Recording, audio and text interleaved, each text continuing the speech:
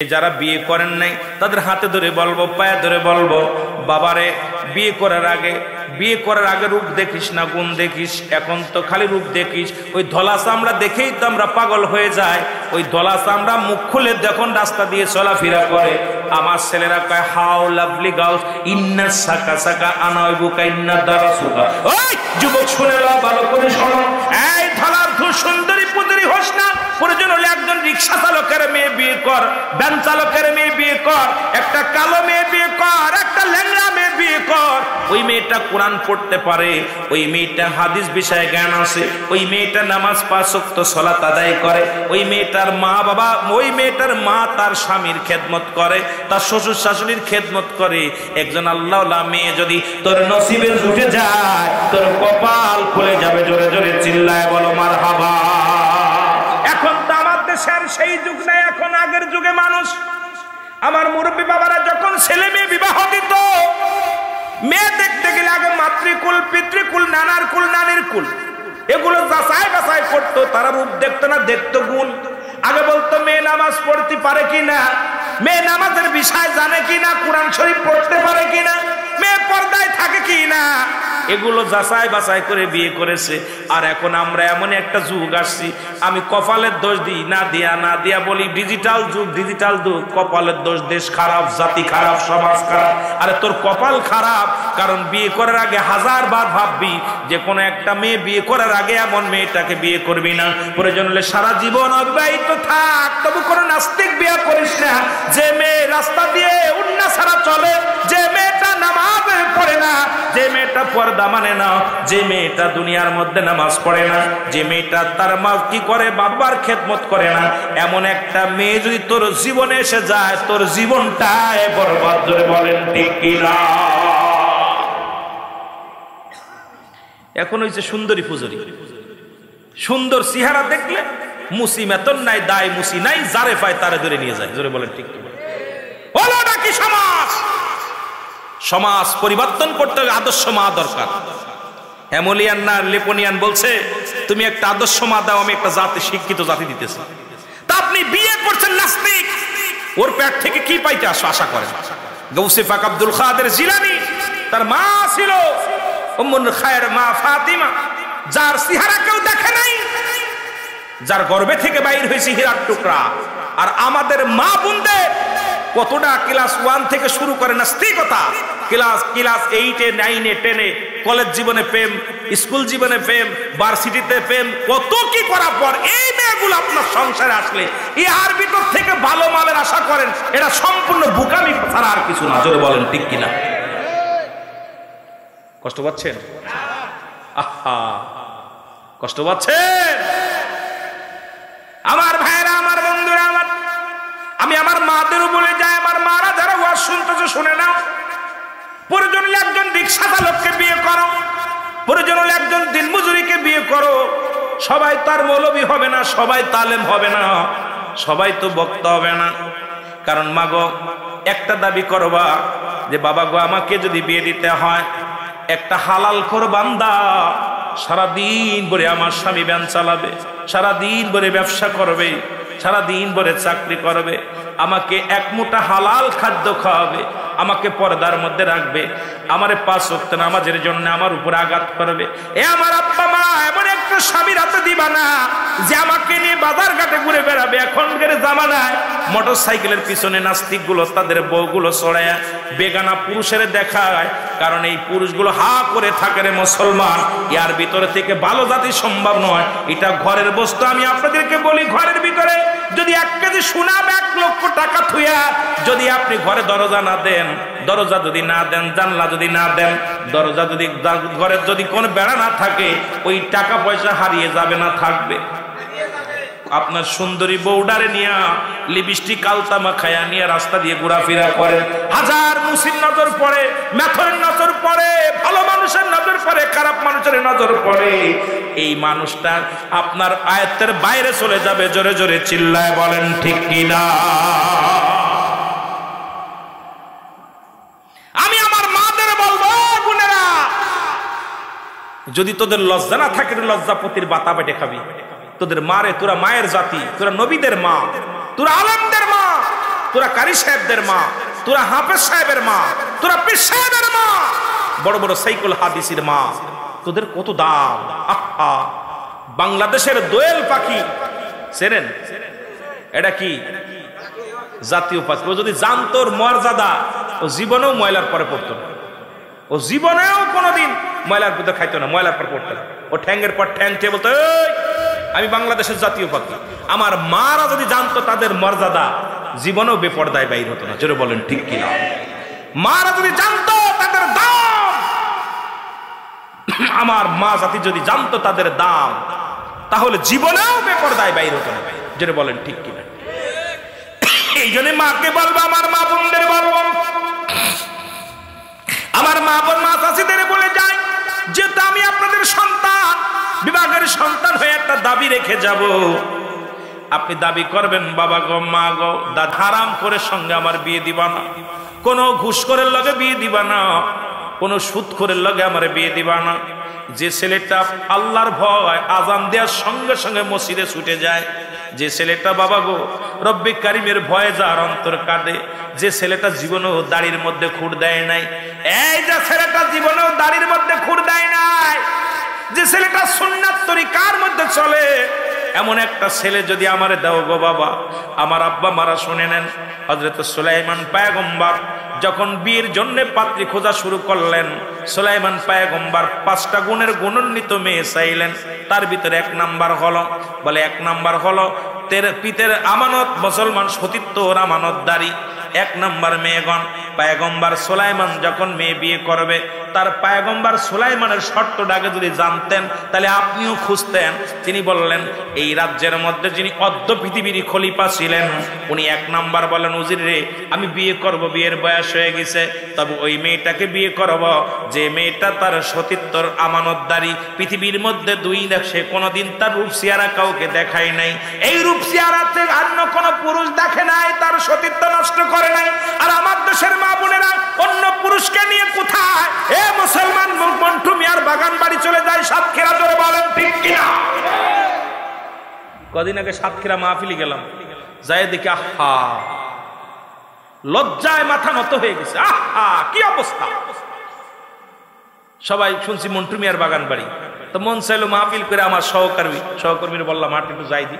তা ঢুকলাম, 50 টাকা টিকিট, 50 টাকাতে ঢুকলাম। তা আমি মনে হচ্ছে ভালো জায়গা, মনে হয় মসজিদও আছে, ভিতরে মসজিদও আছে, নামাজ পড়লাম, এরপর উজু করলাম, ঘুরলাম, অসংখ্য নরনারী, বেগানা নরনারী। আমি লজ্জায় 2-3 জনে জিগেলাম, ভাই মেয়েটা কি হয়? বয়ফ্রেন্ড। আমি বয়ফ্রেন্ড নিয়ে গাইছে। আহা, সমাজ জাতি, এটা আপনার মেয়ে, ওটা আমার মেয়ে, ওটা আপনার বোন, আমার বোন। লজ্জা লাগে এগুলো। আমার বন্ধুগণ শুনে নেন, সুলাইমান পয়গম্বর বিয়ে করবে, অনেক ওয়াজ, এত ওয়াজ করে সময় পাওয়া যায়, একটা বিষয়ের উপরে কথা বলতে গেলে তো রাত শেষ। মেলাদিক জাতি হচ্ছে, যেহেতু পল্লী এলাকা, আমার বাজানরা অনেকে বসে আছেন, মারাও বসে আছেন, এই জন্য কথা আপনাদের কষ্ট হচ্ছে। বাবা ছেড়ে দিব? কয়টা বাজে? হাই হাই, 12টা বাজতে আর 5 মিনিট আছে, আর 5 মিনিট কথা বলি না, ছেড়ে দিব না? আপনাদের বসে আছেন ছাতক পাখির মতো। কিছু কিছু লোকের আগামীকাল মাহফিল আছে, আবার খুকা ভাই ভালো বক্তা, ভালো আলোচনা করে। আমার বাবারা, আমার গভীর মনোযোগ। সুলাইমান পয়গম্বর বলে 1 নাম্বার না, সতীত্বর আমানতদারি হবে। আমার মারা শুনে নেন, কিয়ামতের ময়দানে ও বাজানরা, রাসূল বলছে 2টা জিনিস আমার কাছে যে হেফাজত করবে, আলেম ওলামা যারা আছেন, আমি নবী তার হাত ধরে জান্নাতে নিব। 2 গালের মধ্যবস্তু জিহ্বা, জীবনে কোনোদিন গাঁজা মদ খায় নাই, জীবনে কোনোদিন ফায়সা কথা বলে নাই, মুখ দিয়ে গালিগালাজ করে নাই, মুখটারে পবিত্র রাখছে, কন্ট্রোল করে রাখছে। আল্লাহর নবী বলছে আমি হাত ধরে জান্নাতে নিব। আর একটা হলো 2 পায়ের মধ্যবস্তু, স্ত্রীলিঙ্গ পুরুষলিঙ্গ, একমাত্র স্বামী ব্যতীত পৃথিবী অন্য কারুর কাছে যায় না, স্ত্রী ব্যতীত স্বামী অন্য কারুর কাছে যায় না। নবী যে ওয়াদা করেছে, আমার নবী ওয়াদা করেছে, আমি কথা দিলাম এই 2টা জিনিস যে ব্যক্তি হেফাজত করবে, আমি নবী তারে হাত ধরে জান্নাতে নিয়ে যাব। এখন বাবারা এই দুইটা জিনিস, একটা হলো দু পায়ের মধ্যবস্তু, সেটা স্ত্রীলিঙ্গ পুরুষ লিঙ্গ, একমাত্র স্বামী ব্যতীত অন্য কোনো পুরুষের কাছে যায় না, পুরুষ ব্যতীত অন্য ওই স্বামী স্ত্রী ব্যতীত অন্য কোনো মেয়ের কাছে যায় নাই। নবীর ওয়াদা করেছে তারে আমি হাত ধরে জান্নাতে নিয়ে যাব। এখন যদি আপনাদের ভিতরে বলি হয়তো লজ্জা পাবেন, তবে লজ্জা আমি দিব না। আমরা অধিকাংশ মানুষই বেগান্য পুরুষের কাছে গেছি, অন্য মেয়েদের কাছে গেছি। সুতরাং আল্লাহর কসম করে বলি আমার নবীজির দিদার নসিবে জড়বে না। কথা কি বলছি ক্লিয়ার? রাসূল বলছে আমি জান্নাতে নিয়ে যাব, দুইটা গ্যারান্টি যে দেবে। একটা হলো দু পায়ের মধ্যবস্তু। এই যুবকরা শোন, খালি সেরি মানুষ পাইলেই হোটেলে চলে যাস, এর নিয়ে প্রেমের ছলনা দিয়া পরের মেয়ের সর্বনাশ করতেছি। তোরও মেয়ে হবে, নিজের জায়গা তারা একবার চিন্তা করবে, মেয়েটা যদি তোমার মেয়ে হতো, ওই মেয়েটা যদি তোমার বোন হতো, ওই মেয়েটা তোমার বিবি হতে পারে, ওই মেয়েটা তোমার মেয়ে হলে কেমন লাগতো কলিজায়? জোরে বলেন ঠিক কিনা? আহা, আজকে সমাজ জাতি কোথায়? রাসূলুল্লাহ ওয়াদা করেছে যে দুইটা জিনিস যে ব্যক্তি আমার কাছে ওয়াদা করবে, আমি নবী ওয়াদা করলাম জান্নাতে নিয়ে। সুবহানাল্লাহ বলেন। এই দুইটা কন্ট্রোল করার দরকার আছে কিনা? কিয়ামতের ময়দানে এক শ্রেণী মহিলাদের লজ্জাস্থান দিয়ে আগুনের ফুলকে ঢুকানো হবে। যে সমস্ত মেয়েরা বেপর্দায় চলাফেরা করে, গায়ে কাপড় রাখে না, মাথায় কাপড় রাখে না, যে সমস্ত মেয়েরা পুরুষের দেখলে উকি মারে, যে সমস্ত মেয়েরা রাস্তাঘাটে ঘোরাফেরা করে, আল্লাহ রাসূল বলে গেছেন এই সমস্ত মেয়ে আমি জান্নাত যখন গেলাম দিদা, যখন আমি জান্নাতে গেলাম, জাহান্নাম গেলাম, যখন আমাকে আল্লাহ পাকে দিদার করলাম, তখন আমাকে দেখানো হয়েছে জান্নাত জাহান্নাম।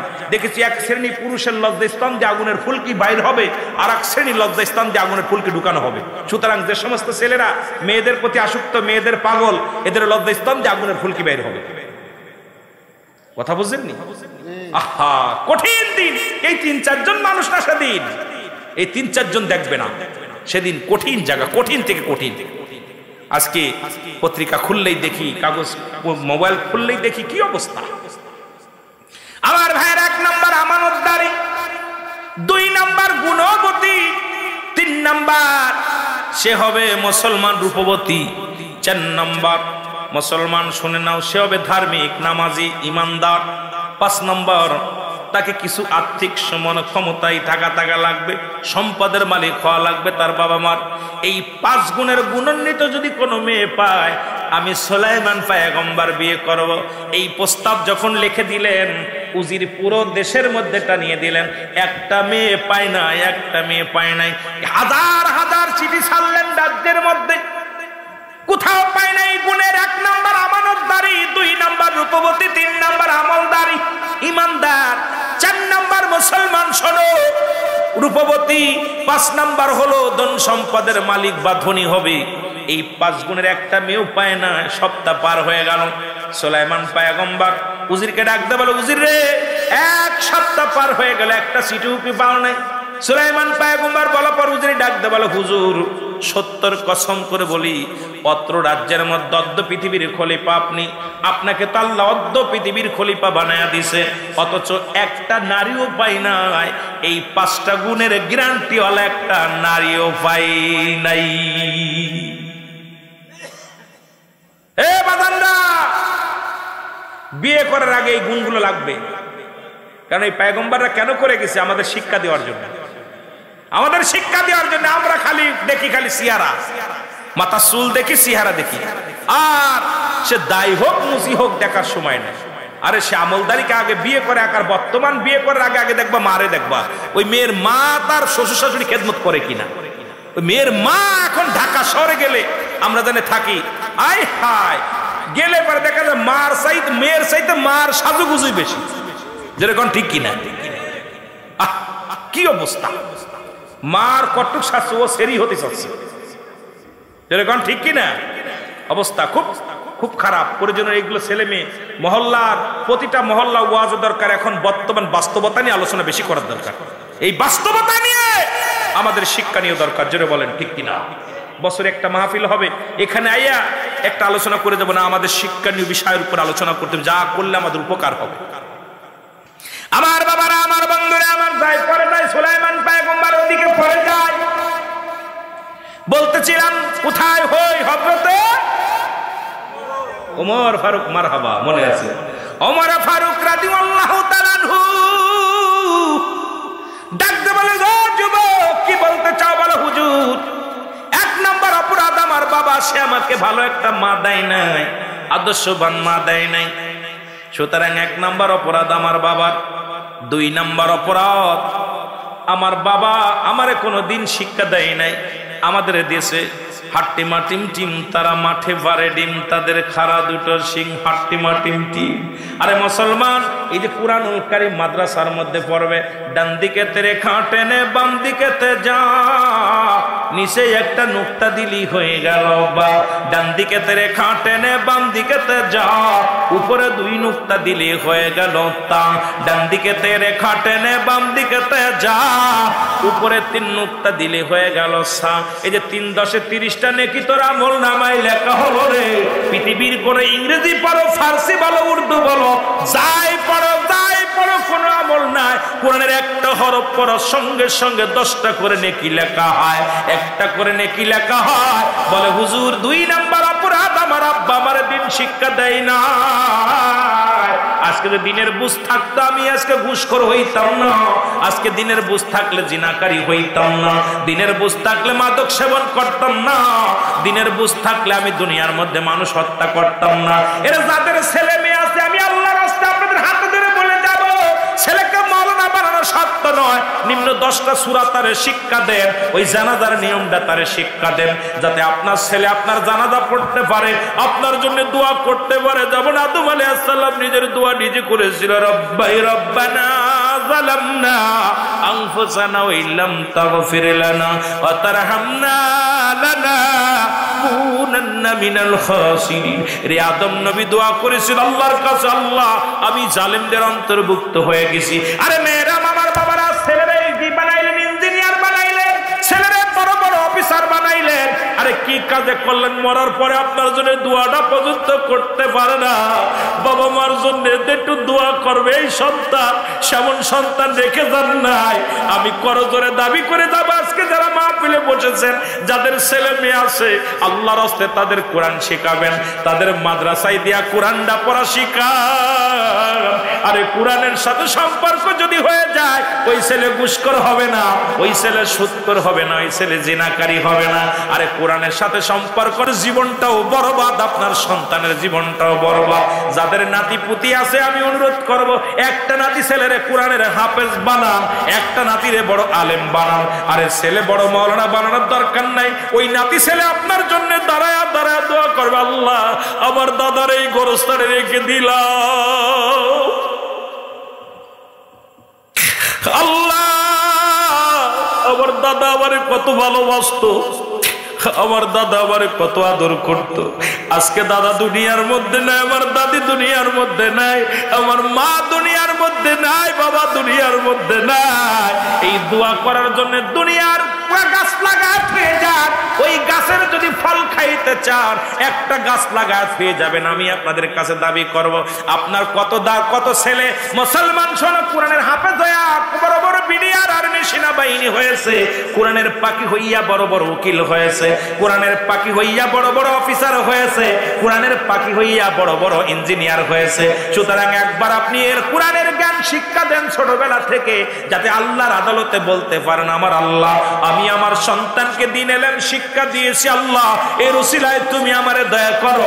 সুতরাং আজকে আমরা সন্তানের ইঞ্জিনিয়ার বানাইতেছি, ডাক্তার বানাইতেছি, আমি বারণ করবো না, বানান, তবে পাশাপাশি আগে কোরআন শিক্ষা দেন, যেন নামাজের নিয়ম কানুন, ইসলামের বিধানগুলো, কোরআন, মুসলমান, ঈমান, ইসলাম, ঈমান, ইহসান, কালেমা, নামাজ, রোজা, হজ, যাকাত, শরীয়ত, তরিকত, হাকিকত, মারিফাত, আগুন, পানি, মাটি, বাতাস, এগুলোর পরে যেন একটু ধ্যান রাখতে পারে, জ্ঞান রাখতে পারে, যাতে ওই সন্তান ঘুষের মধ্যে না যায়, ওই সন্তান সুদের মধ্যে না যায়, ওই সন্তান যেন জিনার মধ্যে না যায়। কারণ ওর ভিতরে যখন কোরআনের জ্ঞান থাকবে, হাদিসের জ্ঞান থাকবে, ওই ব্যক্তি অন্যায় করতে ভয় পাবে। জোরে জোরে বলেন ঠিক কিনা? আপনাদের ছেলে মেয়ে পড়ান, অসংখ্য ছেলে মেয়ে পুলিশ, এসপি, ডিসি, মন্ত্রী, বড় বড় ভালো ভালো অফিসার, ইঞ্জিনিয়ার হয়েছে কোরআনের পাখিগুলো। এ ভাই, একটা ইঞ্জিনিয়ার একটা হাদিস পড়তে বলেন যে বোমা মারলে বেরোবে না, অথচ কোরআনের পাখিগুলো স্কুলের কলেজে যারা পড়ে ওদেরকে একটা হাদিস বলতে বলেন দি, পারবে না। কিন্তু মাদ্রাসার ছেলেরা ইংরেজি বলতে বলেন, বলতে পারে, অনার্গল ইংরেজি বলতে পারে। তাহলে আপনি কোথায় মাদ্রাসাকে কোথায় ছোট করবেন? পাশাপাশি কোরআন শিক্ষা করছে, আপনার দ্বীন ইলম শিক্ষা করছে আপনার উপকার আসার জন্য।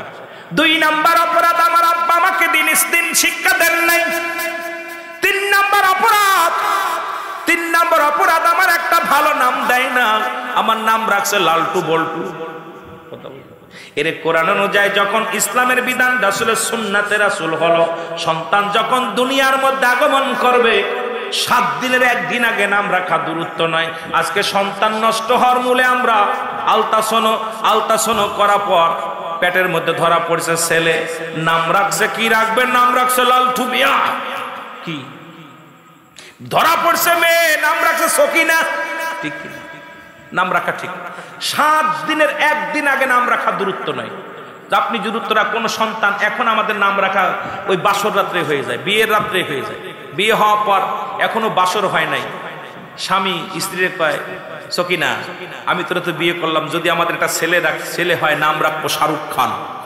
কি খান? সকিনা আবার বলতেছে রুল আমিন সাহেব আমি তো নিয়ত করি যদি একটা ছেলে হয়, মেয়ে হয়, আমার মেয়ে বড় শখ, মেয়ে হলে নাম রাখবো কারিনা।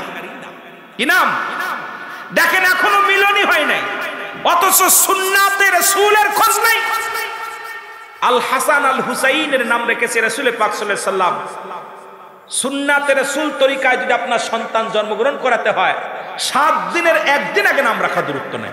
দুনিয়ায় আগমন করবে 7 দিন হবে, 7 দিন হওয়ার পর নখ কাটবেন, মাথার চুলগুলো ফেলবেন, এরপরে ছেলে হলে 2টা পশু কুরবানি করবেন, মেয়ে হলে 1টা। এইটা কুরবানি করে আকিকা করে সুন্দর একটা নাম রাখা সুন্নাতে রাসূল। একটা আলেমের কাছে বসবেন, একটা মাওলানার কাছে যায়, ভাইজান আমার তো ছেলে হয়েছে, কি নাম রাখা যায়? মেয়ের কাছে কি নাম রাখা যায়? এবার নামটা রাখবেন। কিন্তু আপনারা নাম তো বাবারে ওই বিয়ের আগেই নাম রাখা, কল্পনা করে বিয়ের আগে বিয়ে কর্ম, বাচ্চা নিব, 2টা বাচ্চা, একটা ছেলে একটা মেয়ে যথেষ্ট। সরকার বলছে একটা মেয়ে একটা ছেলে যথেষ্ট, মেয়ের নাম রাখবেই, ছেলের নামে রাখবেই। ওই ছেলে মেয়ে মনে করছেন হাফেজ হবে, কোরআনের হাফেজ কি হবে? ও সব কান্দি মারবে, জোরে বলেন ঠিক কথা বলছেন নাই? ও সব কান্দি মারবে। এই জন্য সুন্নাতে রাসূল তরিকায় সন্তানা দিয়ে যারা করেছেন, ভুল করেছেন, খবরদার আর ভুল হবে না, আর ভুল হবে না। আর আমার দেশের অধিকাংশ সন্তান এখন সিজারের মাধ্যমে হয়, আর সিজার যখন দেয় তখন দেখবেন আমার দেশে অধিকাংশ হলো খ্রিস্টান, ইহুদি, হিন্দু হলো ডাক্তার, দুয়াটা কানে কালে আজানি যায় না। এই জন্য দেখছেন কিছুদিন আগে আমাদের দেশের ধর্মমন্ত্রী কি বলছিল জানেন? যে যখন আজানের ধ্বনি হয় মনে হয় বেশ্যে তার খদ্দের তালাশ করতেছে। নাউজুবিল্লাহ বলেন না, কারণ ওর মা তো বেশ্যা হয়ে জন্ম দিয়েছে। ওই মন্ত্রীর মা ছিল বেশ্যা, জন্ম দিয়েছে বেশ্যারে। এই জন্য উনি আওয়াজ দিয়ে বলছে আমি এত কষ্ট পেয়েছি আজানটা শুনে। আমি কিন্তু প্রতিবাদ আজকে করি না, আবার মনে করতে পারেন বাতাস ঘুরছে বলে হুজুর প্রতিবাদ করি না। আমার ওয়াজগুলো শুনবেন, রুল আমিন সিদ্দিকের জবান এভাবেই চলে সারা জীবন। কোনোদিন হক কথা বলতে রুল ফেরে নাই আজ পর্যন্ত। এই এতকাল মানুষ যারা তেল মেরে ওয়াজ করেছে, রুল আমিন সিদ্দিকী তেল মেরে ওয়াজ করে নাই কোনোদিন। রুল আমিন সিদ্দিকের কণ্ঠ এভাবেই চলছে, কারণ মরণ যেদিন দুনিয়ায় আসছি আমার চলে যেতে হবে আমি জানা আছে, কারণ আজ হোক কাল হোক যেতে হবে। কারণ এই মন্ত্রী কি বলেছে মসজিদে আজান দিলে মনে হয় বেশ্যে তার খদ্দের বুঝতেছে, এত মসজিদের দরকার কি? নাউজুবিল্লাহ বলেন না, কথা বুঝেন নাই? আহা, এত বড় কথা বলতে পারে এদেশে তারা মন্ত্রী চেয়ার নিয়ে বসে আছে। কারণ ওইটা দেখেন, খোঁজ নিয়ে দেখেন, ও জন্মর মা বেশ্যেই ছিল, কথা বুঝেননি? ও মা ওর কন্তে জন্মাইছে ওইটাই জানো ওর মা। এই জন্যে আজকে ওদের তো জন্মের পরে কানে আজান দিতে হবে, একামত দিতে হবে। শুনুন আমাদের ছেলের এখন কোরআন, এই জন্য দেখবেন কোরআন পড়তে গেলে ভালো লাগে না, কোরআনের বাণী ওদের ভালো লাগে না, আজান দিলে ভালো লাগে না, কোরআন পড়লে ভালো লাগে না। বড় সূরা পড়বে মসজিদে বয়া, ইমাম সাহেব যদি একটু বড় সূরা পড়ে, পরের দিন ইমাম সাহেব আজকে খাওয়া বুঝি ভালো হয়ে গেছিল, এত বড় সূরা ধরছেন, কারণ তো ভালো লাগবে না। কারণ ওর তো ওর জন্মের সময় আজানও শোনে নাই, কোরআন তেলাওয়াত শোনে নাই। ওর আজান ওই মসজিদে মুসল্লি যখন দেখবেন উসবুস করে, দূর ছুটাছুটি করে, কারণ ওর তো ভালো কোরআনের কোনো কথাই ভাল লাগবে না, কথা বুঝেন নাই? ভাল লাগবে না। এই জন্য যাদেরকে কোরআন হাদিসের অনুযায়ী, ইসলামের বিধান অনুযায়ী যাদের জন্ম হয়েছে, ওরা মাটি কামড়ে পড়ে থাকে, কোরআনের কথা শোনার জন্য পাগল হয়ে যায়। সুবহানাল্লাহ বলেন না, আরো জোরে বলেন। সুতরাং আমি আর আগাবো না, 12টা বেজে গেছে, 12টা পার হয়ে গেছে, অনেক সময় আপনাদেরকে নষ্ট করেছি। আমার বাবারা, হযরত খলিফা হযরত উমরে ফারুক রাদিয়াল্লাহু তাআলা আনহু, আপনার বসেন, দোয়া করে যাই। কষ্ট পাচ্ছেন তো চলে যাচ্ছেন কেন? আমি তো আপনাদের আগে চলে যাবো, আপনারা আগে চলে গেলে হইব? যেটা হযরত উমরে ফারুক ডাক দিয়ে বলে, বৃদ্ধা, তোমার সন্তান নষ্ট হওয়ার জন্য তুমি দায়ী, কারণ আমার সন্তান আমার কাছে আমানত। কথা বুঝেন নাই? আমানত খেয়ানত করার অধিকার আছে আপনার, এটা আমানত, খেয়ানত করার অধিকার আপনাকে দেয়া হয়নি, কিন্তু খেয়ানত করছেন। আমার ভাইয়েরা, বিদ্যা বলে, আমিনুল মুমিনিন, আমার ভুল হয়ে গেছে, আমাকে ক্ষমা করেন, আমি ভুল স্বীকার করেছি, আপনি আমাকে তওবা পড়ায় দেন। হযরত খলিফা হযরত উমরে ফারুক রাদিয়াল্লাহু তাআলা আনহু তওবা পড়ায় দিলেন। আল্লাহ পাক তওবাকারীকে ভালোবাসে। আসলে হেদায়েতের মালিক কোনো মৌলবী না, হেদায়েতের মালিক কোনো মুন্সি না। আমাদের দেশে হেদায়েত প্রাপ্ত সবাই বলে যে আমি অমুক হিদায়াত করছে, না ভাই, হেদায়েতের মালিক নবীজিকেও দেয় না আল্লাহ। হেদায়েতের মালিক যদি নবীজিকে দিতেন তাহলে উমর আজাতে আপনার আবু জেহেলের কপালে কালেমা জুটত। যেহেতু আবু জেহেলের কপালে কালেমা জোটে নাই, হেদায়েতের দায়িত্ব কোনো আমিরের দেওয়া হয় নাই, কোনো মুন্সিরে দেওয়া হয় নাই, কোনো পীর সাহেবের দেওয়া হয় নাই, কোনো মৌলবীর দেওয়া হয় নাই। হেদায়েতের মালিক কে? আরো জোরে বলেন কে? বিশ্বাস আছে? কার কার আছে একটু হাত তোলেন দি। নারায়ে তাকবীর, নারায়ে তাকবীর, নারায়ে রিসালাত। কষ্ট হয়নি? কষ্ট হয়? তবে আপনারে দেখে আমি সৌভাগ্য, আমি ভাগ্যবান, আমি দেখেছি আপনারে। বলে, বাবা মিথ্যা কথা বলবা, আমি খুন করি নাই, বাকিটা আমি দেখবো। এবার যুবক ডাকতে বলে, হুজুর আপনি ভুলে গেছেন, আপনি কি জানেন না আমি একজন মুসলমান, আমার মা মুসলমান, আমার বাবা মুসলমান, আরে মৃত্যুর ভয় আমি মুসলমান হয়ে কোনোদিন মিথ্যা বলতে পারবো না, আপনি এটা জেনে রাখেন। যদি ফাঁসি হয়, ওই যে দেখছেন, ওই যে ছুরিখানা, ওই ছুরি দিয়ে আমি হত্যা করেছি উকিলকে, এটা আমার নিজ হাতে হত্যা করেছি, আমার জবান দিয়ে মিথ্যা বলা সম্ভব নয়। এর দ্বারা প্রমাণ হয় মুসলমান কখনো মিথ্যা বলতে পারে না। জোরে বলেন ঠিক কিনা? আর আমরা তো মিথ্যা এখন কারখানা, সমস্ত পাপের মা হলো মিথ্যা। সেই মিথ্যা ছাড়া চলতেই পারি না, মিথ্যা কথা ছাড়া চলতেই পারি না। অথচ যুবক বলতেছে, হুজুর আপনি উকিল, আপনি কি ভুলে গেছেন আমি মুসলমান, আমি মুসলমান, আমি মিথ্যা বলতে পারি না। সুবহানাল্লাহ বলেন। আদালতে দাঁড়ানো হলো, আদালতে দাঁড়ায়া উকিল জিরা কাটে, শেরে বাংলাকে ফজলুল হক ডাকতে বলে, মহামান্য আদালত, আমার মক্কেল খুন করে নাই, ব্রেনের সমস্যা, মাথায় সমস্যার কারণে এলোমেলো কথা বলে। যুবক ডাকতে বলে, মহামান্য আদালত, আল্লাহর কসম, সেই সত্যের কসম করে বলি, ওই যে সামনে যে ছুরিটা আছে, ওই ছুরি দিয়ে আমি নিজ হাতে আমি তাকে হত্যা করেছি, কারণ আমি কোনো মানুষ হত্যা করি নাই। একজন দুশ্মনের রাসূল, একজন ইসলাম বিরোধী, একজন কোরআন বিরোধী, একজন দুশ্মনকে আমি চিরবিদায় করে দিয়েছি। জোরে জোরে চিল্লায়া বলা যাবে না মারহাবা। নিজের মুখে যখন স্বীকার করছে আসামি, তখন কি আর রায় বলল আগামী শুক্রবারে ফাঁসি হবে, ফাঁসির মঞ্চে যাবে।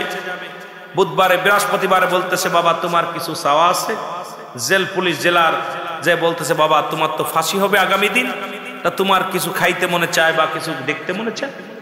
বলছে, আমার একটা পরাণে চেয়েছে, সেটা পারবেন দিতে? বলে কি? আমি আমার দুঃখিনী মা, যে মায়ের গর্ভে আমি 10 মাস 10 দিন ছিলাম, যে মার কাছে জন্ম নেওয়ার পর আমি সত্য বলা শিখেছি, আমি জীবনের শেষ রাতটা, যেহেতু আগামীকাল ফাঁসি হবে, আজকে রাতই আমার শেষ, আমি আমার মার বুকের মাথা রেখে, আমার মার কোলে মাথা রেখে একটা রাত ঘুমাতে চাই, আমাকে কি সুযোগটা দেওয়া যাবে? মহামান্য আদালত রায় পাশ করলেন। জেলার যে বললেন, হুজুর যুবকটাতে একটা রাত তার মার বুকে ঘুমাইতে চায়, বলে যে দেওয়া হলো। মার কাছে আসলেন, মা জননী বা সন্তানকে দেখেই মা জননী দৌড়ায় ধরছে, বাবা তুমি, প্রশাসন তোমার সাথে। বলে, মা গো, ও মা, আমি আসছি তোমার সন্তান, মা গো তুমিও ধন্য, আমিও ধন্য, আমি দুশ্মনের রাসূলকে হত্যা করেছি, বিনিময় তার বিচার আমার ফাঁসি, আগামীকাল আমার ফাঁসি হবে, জীবনের শেষ রাত আমি তোমার বুকে মাথা রেখে ঘুমাতে চাই মা গো। মা জননী মাথার ভিতর হাত বোলায় দিতেছে, বাবা আমার জীবন ধন্য যে আমি এমন একজন আশেক সন্তানকে জন্ম দিছি, যে সত্যবাদী আল্লাহওয়ালা, ইসলামের জন্য কুরবানি করেছে, একজন দুশ্মনকে হত্যা করেছে। সুবহানাল্লাহ বলেন, আর একটু জোরে বলেন না। কেমন মা! আহা, ফাঁসি হবে, যা বাবা। হাসি মুখে ঘুম পাড়াইতেছে মাথার ভিতর হাত দিয়া।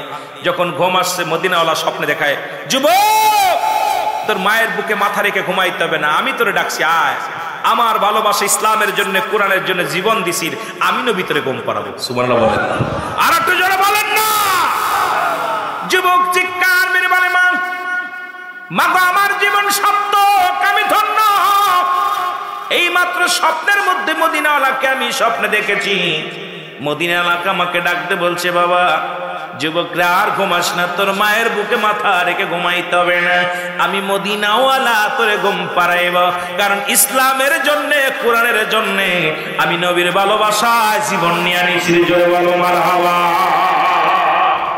আজকে আমার দেশের অসংখ্য মানুষ, অসংখ্য, আমার দেশ নাই বইয়ের দেশে অসংখ্য মানুষ যারা ইসলামটাকে তারা খেলার পুতুল বানিয়ে ফেলেছে, কোরআন আগুনের মধ্যে দিয়ে পুড়ায়, কোরআনের প্রতি অবমাননা করতেছে।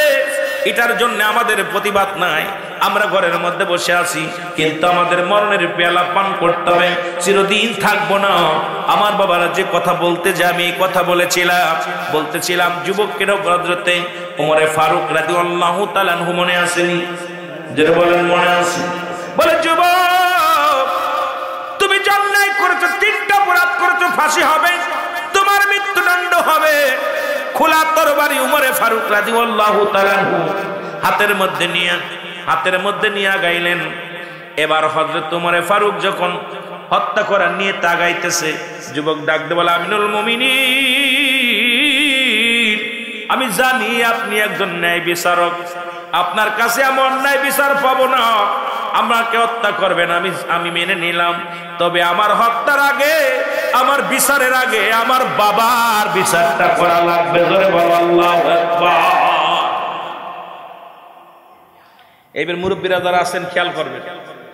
যুবক বলে, হুজুর আপনি ফাঁসি দিবেন মেনে নিলাম, জবাই করবেন মেনে নিলাম, হত্যা করবেন মেনে নিলাম, আমার কোনো দ্বিমত নাই, তবে আমার বিচারের আগে আমার বাবার বিচার করা লাগবে। খলিফা হযরত উমরে ফারুক বলে, যুবক রে তুমি কার বিরুদ্ধে অভিযোগ করো? আমি খত্তাবের বেটা, আমি আমার বাবারে পাই না। আর ইসলাম এত শান্তিপ্রিয় ধর্মের মধ্যে যখন আমি ঢুকলাম, আমি তো বাবারে হারাইলাম, আমার বাবা নাই, আমার মা নাই। এ যুবক তুমি মার কথা, আরে রাসূল তো নিজেই বলেছে তোমরা কেউ কি কবুল আদানের সব পাইতে চাও? সাহাবীরা বলে, হুজুর কি কাজ করলে এই নেকি পাবো? নবী বলছে, তোমাদের বাড়িতে যাদের পিতামাতা জিন্দা আছে, বাড়ি যে সালাম দিবা, আসসালামু আলাইকুম মা, আসসালামু আলাইকুম বাবা, তোমার আমল নামায় একটা কবুল আজরের সব লেখা হয়ে যাবে। সাহাবীরা বলে, হুজুর এই আমলটা যদি আমরা একাধিকবার করি, আমার নবী বললেন যতবার তুমি বাড়িতে যাবা শুধু সালাম দিবা, যতবার তোমার মাকে সামনে পাবা, যতবার তোমার বাবার সামনে পাবা, সালাম দিবা, আসসালামু আলাইকুম মা, আসসালামু আলাইকুম বাবা, সালাম দেওয়ার সঙ্গে সঙ্গে একটা কবুল আজরের সব তোমার আমল নামায় লেখা হয়ে যাবে।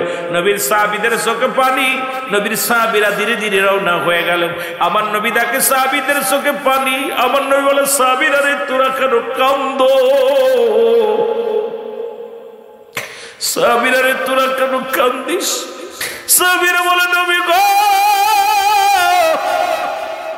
এই আমলটা যদি 2 দিন আগে পাইতাম, বাবারে হারাইছি 2 দিন আগে, 1 মাস আগে মারে হারাইছি, আজকে অনেকের আব্বা মা নাই, তাদের অন্তর ভিতরে লাগছে যদি বাবা মা থাকতে এমন একটা নেকির কাজ পাইতাম।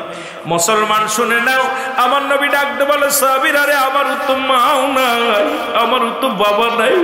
আমার আল্লাহ ডাকতে বলে, জিবরিল তাড়াতাড়ি যাও, আমার নবীর সাহাবীরা কান্দে, নবীরও মা নাই, নবীরও বাবা নাই, যাও দোয়া শিখিয়ে দিয়ে আসো। আমার রব্বুল আলামিন দোয়া শিখায়, জিবরিল আমিন এসে আমার নবীরে জানায় দেয়, রব্বির হামহুমা কামা রব্বায়ানি সগীরা। জোরে বলেন, রব্বির হামহুমা কামা রব্বায়ানি সগীরা। হাবিব গো এই মাত্র রব্বে কারীম সংবাদ দিছে, যাদের আব্বা মা নাই তারা যেন এই দোয়াটা করে। আমার নবীজি বলেন, সাহাবীরা তোমাদের পিতামাতার জন্য এই দোয়াটা করে। সুবহানাল্লাহ বলেন, আরো জোরে, আরো জোরে। কেমন নবীর উম্মত। আমার ভাইরা, আমার বন্ধুরা, আমার খলিফা উমর ফারুক বলে, যুবক কি অপরাধ করেছে তোমার বাবা বলো? বলে হুজুর, 1 নাম্বার বিপদ, 1 নাম্বার অপরাধ আমার আব্বার, সে আমাকে একটা ভালো মা দেয় নাই। সুবহানাল্লাহ বলেন। আমাকে একটা কি দেয় নাই? ভালো মা দেয় নাই। আমাকে যে মা দিছে, মা মাথায় কাপড় রাখে না, মা জিনা ব্যভিচার করে, বাজার ঘাট করে, পুরুষের ন্যায় চলাফেরা করে। সুতরাং আমি এমন